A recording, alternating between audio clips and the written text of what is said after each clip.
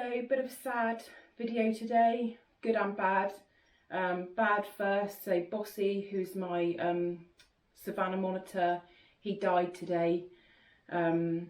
He's not really been thriving sort of for the last little while. He sort of went off food and then improved, then went off food and then got better again. So I was thinking everything was going fine. Took a dive, but has actually sadly died before I could get him to the vet. So he died quite suddenly actually this time, or not this time, he has died quite suddenly, which is really rubbish. I'm a bit upset about it. I'm a bit gutted, but kind of, you know, the statistics are around 90% don't survive past a year, because they are, which I didn't realise before buying one actually, I must hold my hands up for that. They are pretty much all wild caught. There are some captive bred in the UK now. A guy called Dean, I'm not sure where he's from actually, he's from up country somewhere.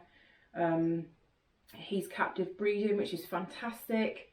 Obviously, if you've got a choice, captive bred is always better.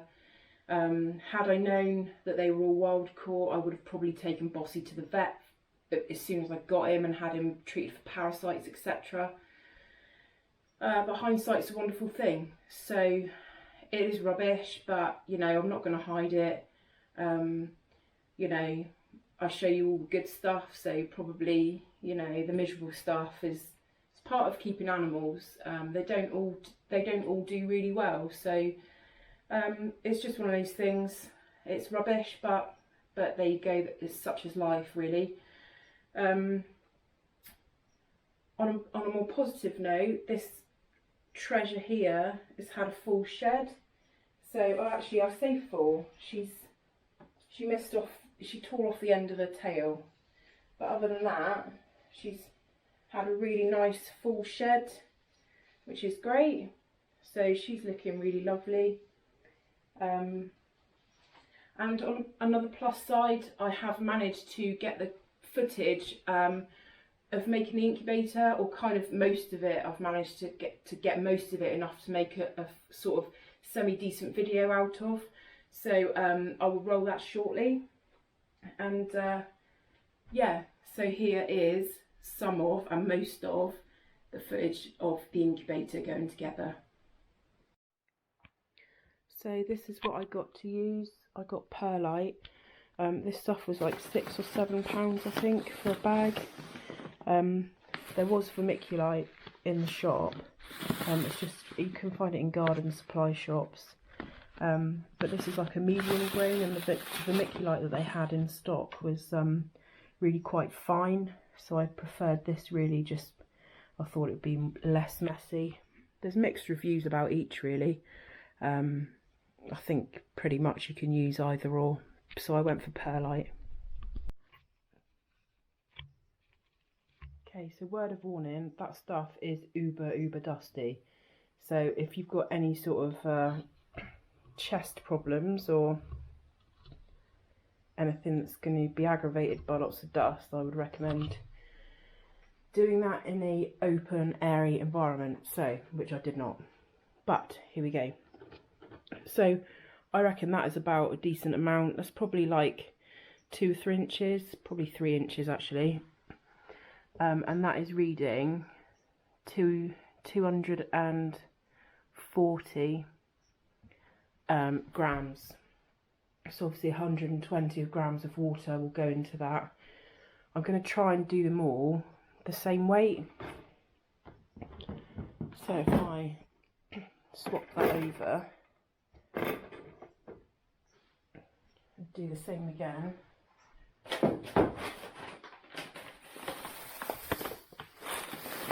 So what we want is 220-ish.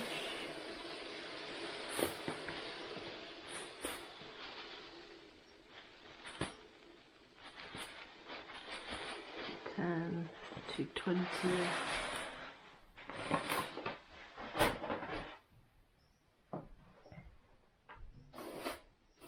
And then I'm just going to repeat that for the rest. Okay, so I just did the first box here with the weighing method. So that was kind of half the weight of water to perlite. So I think we said the perlite was 240, so I added 120 of water. It was nowhere near damp enough, I don't think. So I've added some more water, and that's now clumping, but it's not wet, and I think that looks about right. So for the rest, I'm actually going to do away with the scales and just add the water as I think, because that seemed to work a bit better last time. So let's give that a go.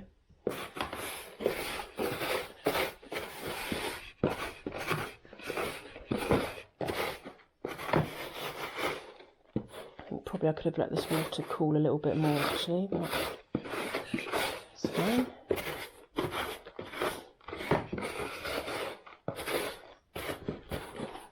So that feels pretty good actually. So there's no water coming out, but it's clumping.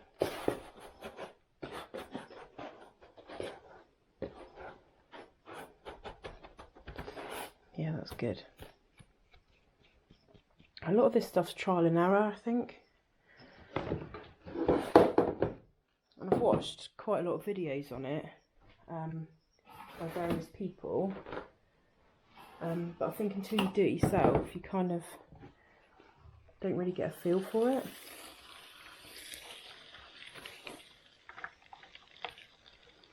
I think probably I could put a little bit more water in the first one. Now that I've looked at this, what happens when you add a wee bit more.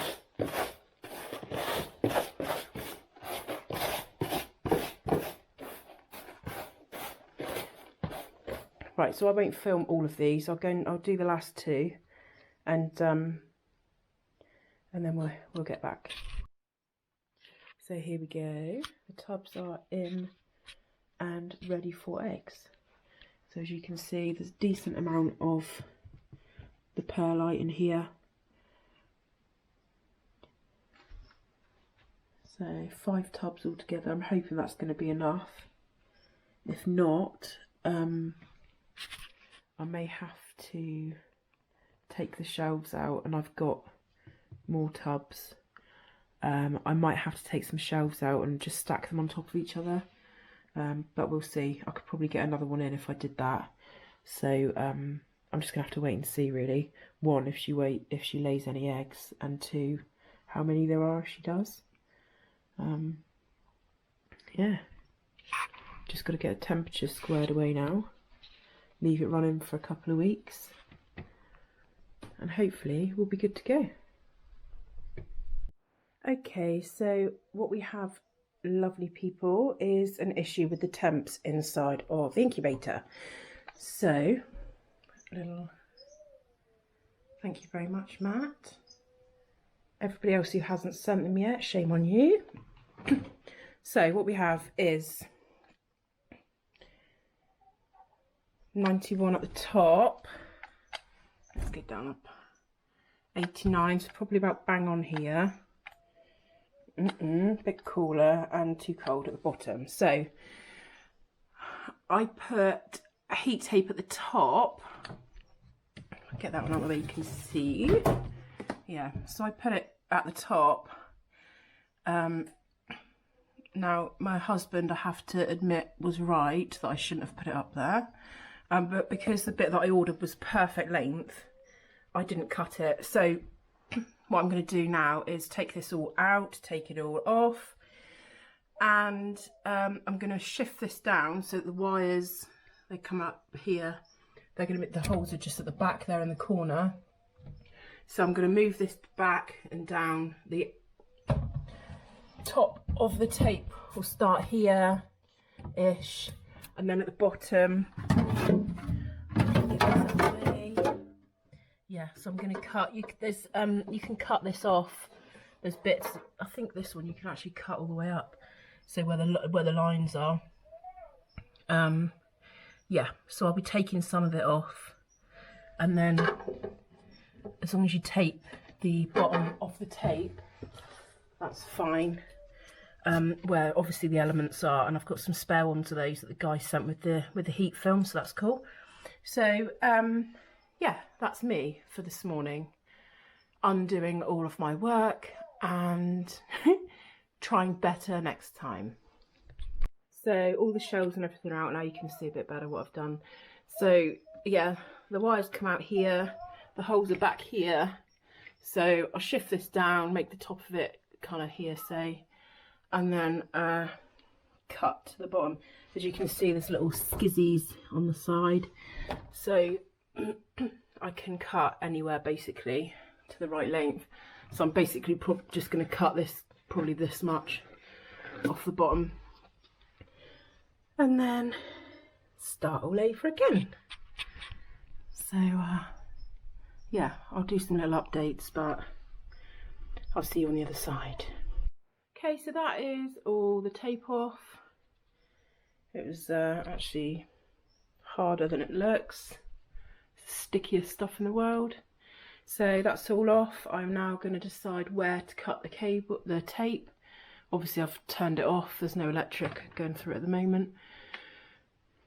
Move it down, see where I want it, and then go from there. So, moved it down.